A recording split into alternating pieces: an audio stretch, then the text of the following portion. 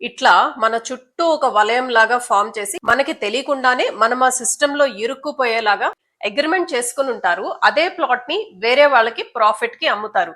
10 years అయినప్పటికీ మీ దగ్గర 14 lakh rupees corpus amount ఉంటుంది.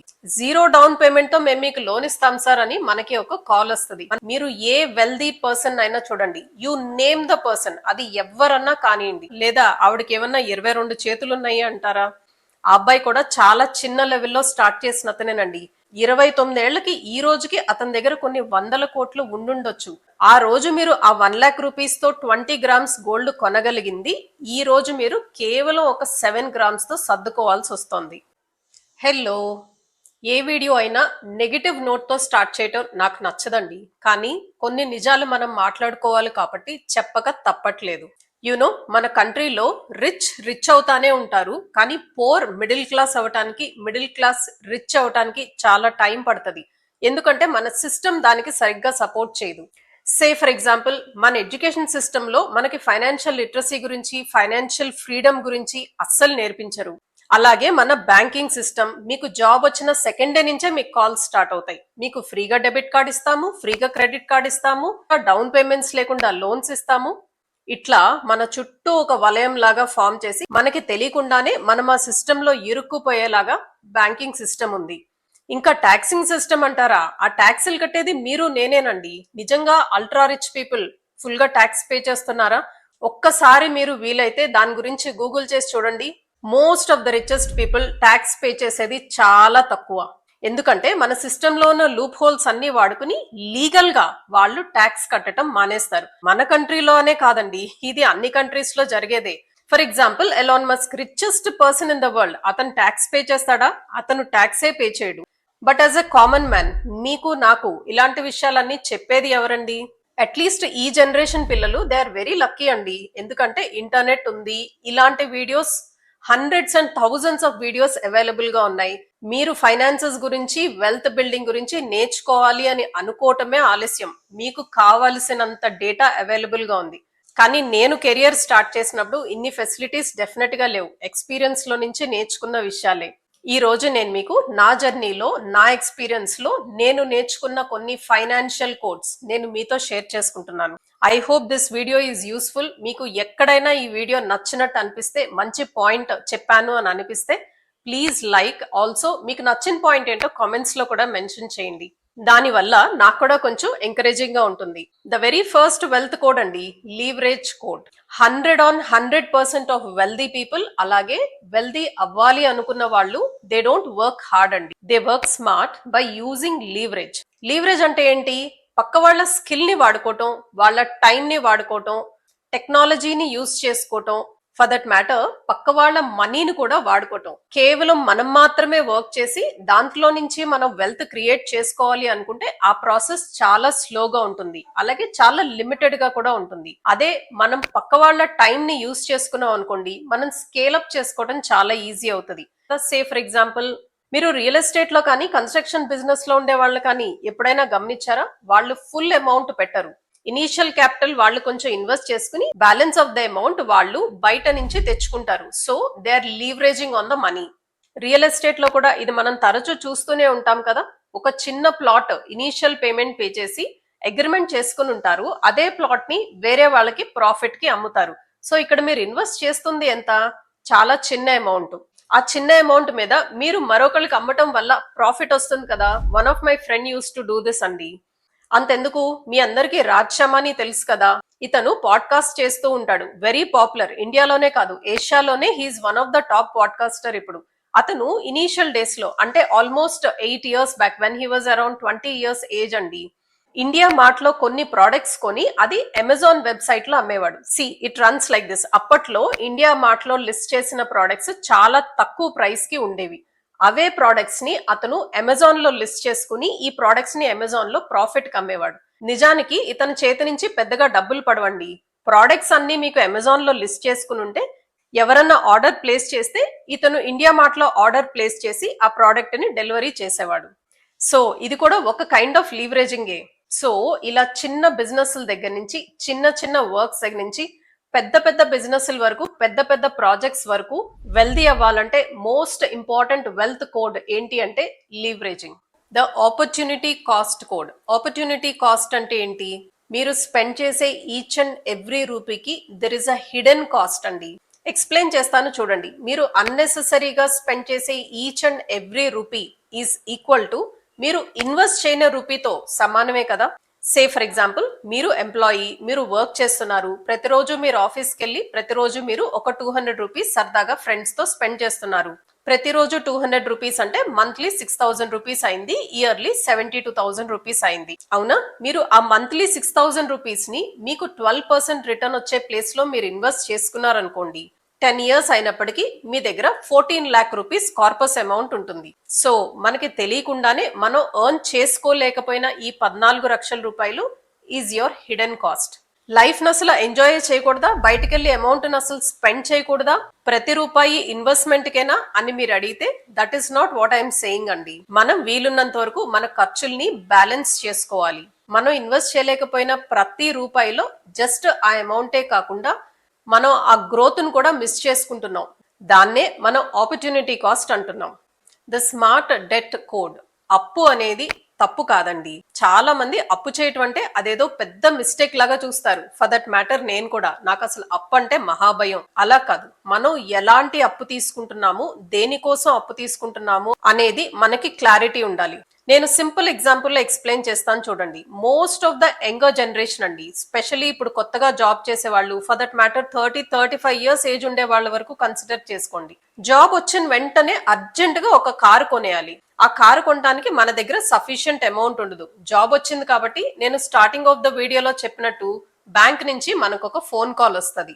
0 డౌన్ పేమెంట్ తో మేము మీకు లోన్ ఇస్తాం సార్ అని మనకి ఒక కాల్ వస్తుంది. మనమేమనుకుంటాం, డౌన్ పేమెంట్ ఏమీ లేదు కదా, నెమ్మదిగా చిన్న చిన్న అమౌంట్స్ మనం కట్టేయొచ్చులే, మనం కార్ కొనుక్కోవచ్చు అని అనుకుంటాం. అది ఎంత పెద్ద మిస్టేక్. మీరు ఈ రోజు ఇవాళ వస్తున్న ఎర్నింగ్సే కాకుండా మీకు ఒక సంవత్సరం తర్వాత, మీకు ఒక 2 సంవత్సరాల తర్వాత మీ ఎర్నింగ్స్ మీద కూడా మీరు కమిట్ చేసేస్తున్నారు. బ్యాంక్ వాళ్ళు మీతో కమిట్ చేపిస్తున్నారు. ఒక్కసారి అవసరమైతే ఈ వీడియోని పాజ్ చేసి ప్రశాంతంగా ఆలోచించండి. మన పేరెంట్స్ జనరేషన్ లో ఇన్ని లోన్స్ ఉన్నాయా? ఈ ఈఎంఐ సిస్టమ్ అనేది ఉందా? మొబైల్ ఫోన్స్ కొనడానికి కూడా ఈఎంఐస్ ఏంటండి? అలానే క్రెడిట్ కార్డ్. మన బ్యాంకింగ్ సిస్టమ్ ఎంత మందిని వాళ్ళ గుప్పెట్లో పెట్టుకుంటున్నారో ఒక్కసారి ఆలోచించండి. క్రెడిట్ కార్డ్ ఫ్రీనే, కానీ క్రెడిట్ కార్డ్ మన చేతిలో ఉన్నప్పటి నుంచి మనకి unnecessary temptation. So banking system మన సైకాలజీతో ఆడుకుంటుంది. అందుకే నేను ఎప్పుడు చెప్తానండి, వెల్త్ బిల్డింగ్ అనేది is totally about your mind set. అది మనం ఎంత సంపాదిస్తున్నామో అన్నది అక్కడ ఇంపార్టెంట్ కాదు, మన మైండ్ సెట్ ఏంటి అన్నది ఇంపార్టెంట్. సే ఫర్ ఎగ్జాంపుల్, మీరు ఒక బిజినెస్ బిల్డ్ చేసుకోవడానికి మీరు ఒక లోన్ తీసుకుంటున్నారు అనుకోండి, అది బ్యాడ్ లోన్ కాదు. లేదా మీరు ఒక ఇల్లు కొనుక్కోటానికి సే ఫర్ ఎగ్జాంపుల్ మీరు కనీసం ఒక 30-35% డౌన్ పేమెంట్ చేయగలిగారు అనుకోండి, బ్యాలెన్స్ అమౌంట్ మీరు లోన్ తీసుకున్నారనుకోండి, that is not a bad loan. కానీ అన్నెసెసరీ ఖర్చుల కోసం క్రెడిట్ కార్డ్స్ మీద లోన్ తీసుకోవటం, పర్సనల్ లోన్స్ తీసుకోవటం మీ వెల్త్ ని, మీ ఫ్యూచర్ ని డిస్ట్రాయ్ చేస్తుంది. So one of the strongest wealth code is smart debt code. మీరు తీసుకునే అప్పుని స్మార్ట్ గా మీ గ్రోత్ కోసం ఉపయోగపడే లాంటి అప్పులైతేనే తీసుకోండి. అదర్వైజ్ అప్పుని అవాయిడ్ చేయండి. Multiple income code. దీని గురించి మనం ఎంత చెప్పుకున్నా తక్కువేనండి. ఎప్పుడు ఒక సోర్స్ మీద, ఒక ఇన్కమ్ మీద పొరపాటును కూడా డిపెండ్ అవ్వకూడదు. That is very very dangerous thing. Passive income sources ని తప్పకుండా క్రియేట్ చేసుకోవాల్సిందే. మన వీడియోస్ లో మనం ఇదివరకు చాలా సార్లు డీటెయిల్డ్ గానే మాట్లాడుకున్నాం. ఆ వీడియోస్ కింద చాలా మంది మెసేజెస్ పెట్టారండి, మేడం టైం సరిపోవట్లేదు, జాబ్కి వెళ్ళి వచ్చినప్పటికే మేము టైర్డ్ అయిపోతున్నాము, ఇంకా ఎలా వేరే ఇన్కమ్ సోర్సెస్ ని మనం క్రియేట్ చేసుకోగలము, ఇలా రకరకాల కామెంట్స్ వస్తున్నాయి. స్పెషలీ విమెన్ అయితే ఇంట్లో పనులు చూసుకోవాలి, అలాగే ఆఫీస్ పనులు చూసుకోవాలి, ఓపిక సరిపోవటం లేదు అని అంటున్నారు. కరెక్టే, మనం చేస్తున్న ఉద్యోగంతో పాటు మనం ఎక్స్ట్రా ఇన్కమ్ క్రియేట్ చేసుకోవటానికి మనం ఎక్స్ట్రా ఎఫర్ట్ పెట్టాలంటే మనకి ఎనర్జీ సరిపోదు. కానీ నేను ఒక విషయం మీతో షేర్ చేసుకుంటానండి. మీరు ఏ వెల్దీ పర్సన్ అయినా చూడండి, యు నేమ్ ద పర్సన్, అది ఎవరన్నా కానివ్వండి, ఎవరైనా ఒక ఇన్కమ్ మీద డిపెండ్ అయ్యారా? వాళ్ళకి సఫిషియెంట్ గా టైం ఉంది అని అంటారా? కాదు, వాళ్ళు టైం ని క్రియేట్ చేసుకుంటున్నారు. చేసే పనిని మనం ఎంజాయ్ చేస్తూ చేస్తుంటే మనకి టైర్డ్నెస్ కాస్త తక్కువగా ఉంటుంది. మన యాంకర్ సుమ కనకాల, ఆవిడ్ని తీసుకోండి. ఆవిడకి ఏమన్నా స్పెషల్ గా ఒక రోజులో 72 hours ఉన్నాయంటారా, లేదా ఆవిడకి ఏమన్నా 22 చేతులు ఉన్నాయి అంటారా? ఎన్ని పనులు చేసేస్తుందండి ఆవిడ. Very inspiring character. మూవీస్ లో యాక్ట్ చేస్తున్నారు, యూట్యూబ్ ఛానల్ క్రియేట్ చేసి ఇప్పుడు చాలా వీడియోస్ పోస్ట్ చేస్తున్నారు, ప్రీ రిలీజ్ ఈవెంట్స్ ఆవిడే చేస్తారు, షాప్ ఓపెనింగ్స్ చేసేస్తారు, అండ్ యాంకరింగ్ ఉండనే ఉంది, ఆవిడకి ప్రొడక్షన్ హౌస్ ఉంది, ఇంకా చాలా అండి. మనకి ఆ ఇంటెన్షన్ ఉండాలి అంతే. ఇందాక ఎగ్జాంపుల్లో మనం రాజ్ చమాని పాడ్కాస్టర్ ఆయన గురించి మాట్లాడుకున్నాం కదా. ఇప్పుడు అతని వయసు 29 years. All 7 days of the week అతను 12 నుంచి 14 hours వర్క్ చేస్తున్నాడు. ఎలా అంత టైం వర్క్ చేయగలుగుతున్నాడు? బికాస్ తన చేస్తున్న పని తను ఎంజాయ్ చేస్తున్నాడు కాబట్టి తనకి ఆ ప్రెషర్ అని అనిపించడం లేదు. ఆ అబ్బాయి కూడా చాలా చిన్న లెవెల్లో స్టార్ట్ చేసిన అతనేనండి. 29 ఏళ్లకి ఈ రోజుకి అతని దగ్గర కొన్ని 100 కోట్లు ఉండుండొచ్చు. కానీ కరెక్ట్ గా 8 సంవత్సరాల క్రిందట అతను లైఫ్ స్టార్ట్ చేసినప్పుడు అతను కూడా మీలాగా నాలాగా మిడిల్ క్లాస్ బ్యాక్గ్రౌండ్ నుంచి వచ్చిన అతనే. మరో పాడ్కాస్టర్ రణ్వీర్ అల్హాబాదియా, తను చిన్నపిల్లాడే కదా. అతను కూడా all 7 days of the week 12 to 14 hours work చేస్తున్నాడు. దెర్ ఇస్ నో డౌట్ మనం మల్టిపుల్ ఇన్కమ్ స్ట్రీమ్స్ క్రియేట్ చేసుకోవాలి అంటే, మనం ప్యాసివ్ ఇన్కమ్ క్రియేట్ చేసుకోవాలి అంటే కాస్త ఎక్స్ట్రా టైం కష్టపడాల్సిందే. ఇప్పుడు కష్టపడితేనే కదండి మనం అనుకున్న గోల్స్ ని మనం అచీవ్ చేయగలుగుతాం.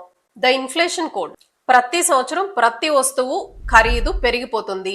లాస్ట్ ఇయర్ 1000 రూపీస్ కి అవైలబుల్ గా ఉన్న ప్రోడక్ట్ ఈ ఇయర్ మనం 1100 రూపీస్ పెడితే తప్ప రావు. ఉప్పు పప్పు దగ్గర నుంచి, కార్ల దగ్గర నుంచి, ఫ్లైట్ టికెట్స్ దగ్గర నుంచి ప్రతిదీ రేట్ పెరుగుతానే ఉంది బికాస్ ఆఫ్ ఇన్ఫ్లేషన్. మీ అందరికీ తెలిసిన విషయమే. మనందరం మిస్ అయ్యేది ఎక్కడంటే, ఈ ఇన్ఫ్లేషన్ స్లోగా పెరుగుతుంది కాబట్టి ఆ పెరిగే ప్రైజెస్ ని చాలా సార్లు మనం గమనించాం.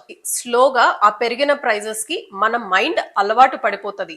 కానీ మనం ఎర్న్ చేసే అమౌంట్ ని మనం కాన్షియస్ గా అమౌంట్ ఇంక్రీజ్ అయ్యే ప్లేస్ లో మనం ఇన్వెస్ట్మెంట్స్ చేసుకోలేదనుకోండి, మన మనీకి వాల్యూ తగ్గిపోవటం లేదా? నాకు తెలిసే చాలా మంది అండి, చాలా అంటే చాలా మంది వాళ్ళ దగ్గర ఉన్న సేవింగ్స్ అమౌంట్ తీసుకెళ్లి ఫిక్స్డ్ డిపాజిట్ లో పెట్టుకుంటారు. సీనియర్ సిటిజన్స్ అయితే పర్వాలేదు, ఎందుకంటే వాళ్ళకి స్టెబిలిటీ ఉండాలి కాబట్టి. 30-35 years ఏజ్ లో ఉండే వాళ్ళు కూడా ఫిక్స్డ్ డిపాజిట్ లో పెడితే ఆ అమౌంట్ మీ ఇన్ఫ్లేషన్ కూడా బీట్ చేయట్లేదు అంటే మీరు అమౌంట్ యాక్చువల్లీ లూజ్ అవుతున్నట్టు కదా. ఇంకా సింపుల్ గా చెప్తానండి. సే ఫర్ ఎగ్జాంపుల్ 2016 లో మీ దగ్గర ఒక 1 lakh రూపీస్ క్యాష్ లో ఉంది. ఆ 1 lakh రూపీస్ క్యాష్ తో మేబీ మీరు ఒక 20 grams గోల్డ్ కొనగలరు అనుకుందాం. ఇన్స్టెడ్ ఆఫ్ దాట్ మీరు ఆ అమౌంట్ తీసుకెళ్లి మీరు బ్యాంక్ లో చక్కగా లాకర్ లో పెట్టుకున్నారు. ఇప్పుడు 2026 వచ్చింది. మీరు లాకర్ ఓపెన్ చేసి ఆ 1 lakh రూపీస్ ని బయటకు కొంటే మీరు ఎంత గోల్డ్ కొనగలుగుతారు? కేవలం ఒక 7 grams గోల్డ్ మీరు కొనగలుగుతారు. ఆ రోజు మీరు ఆ 1 lakh రూపీస్ తో 20 grams గోల్డ్ కొనగలిగింది ఈ రోజు మీరు కేవలం ఒక 7 grams తో సర్దుకోవాల్సి వస్తుంది. ఇక్కడ ఏం జరిగింది? మీ దగ్గరున్న మనీకి వాల్యూ తగ్గిపోయింది కదా. సో మన దగ్గరున్న క్యాష్ ని మనం ఇన్ఫ్లేషన్ బీటింగ్ ఎసర్ట్స్ లో మనం ఇన్వెస్ట్ చేసుకోగలిగితే మన మనీ కూడా గ్రో అవుతుంది కాబట్టి మనం ఇన్ఫ్లేషన్ ని బీట్ చేయగలుగుతాం. మన మనీ వాల్యూ పోగొట్టుకోకుండా ఉంటుంది. రైట్? Financial freedom code. ఇది చాలా మంది ఫైనాన్షియల్ ఫ్రీడమ్ అంటే అదేదో having a lot of money, huge wealth, కోట్ల రూపాయలు మన బ్యాంక్ అకౌంట్ లో ఉంటే ఫైనాన్షియల్ ఫ్రీడమ్ వచ్చేసింది అనుకుంటారు. ఫైనాన్షియల్ ఫ్రీడమ్ అంటే అది కాదండి. ఫైనాన్షియల్ ఫ్రీడమ్ అంటే having control over your time.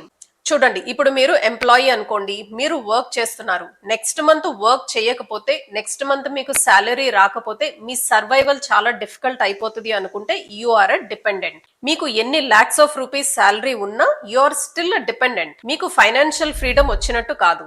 True financial freedom అంటే మీరు వర్క్ చేసినా, మీరు వర్క్ చేయకపోయినా మీ మనీ మీకోసం వర్క్ చేస్తూ ఉండటమే నిజమైన ఫైనాన్షియల్ ఫ్రీడమ్. మన దగ్గర లాక్స్ ఆఫ్ రూపీస్ ఉన్నాయి కదా, మన దగ్గర క్రోర్స్ ఆఫ్ రూపీస్ ఉన్నాయి కదా అని టైం వేస్ట్ చేసుకుని టీవీ ముందు కూర్చోమని కాదు. కానీ మీ టైం మీ కంట్రోల్లో ఉంటే, మీకున్న ఫ్రీ టైంలో మీ ప్యాషన్ కోసం మీరు వర్క్ చేయగలిగితే, లేదా ప్యాసివ్ ఇన్కమ్ క్రియేట్ చేసుకోవడం కోసం మీరు వర్క్ చేసుకోగలిగితే, ఇన్కమ్ జనరేట్ అవడానికి మీరు ఒక సిస్టమ్ క్రియేట్ చేసుకోగలిగితే అప్పుడు మీకు ఫైనాన్షియల్ ఫ్రీడమ్ వచ్చినట్టు. ఇది వినటానికి కొంచెం కన్ఫ్యూజింగ్ గా, డిఫికల్ట్ ఏమో అని అనిపిస్తుంది, కానీ ఇన్ రియాలిటీ ఇది అంత డిఫికల్ట్ ఏం కాదండి.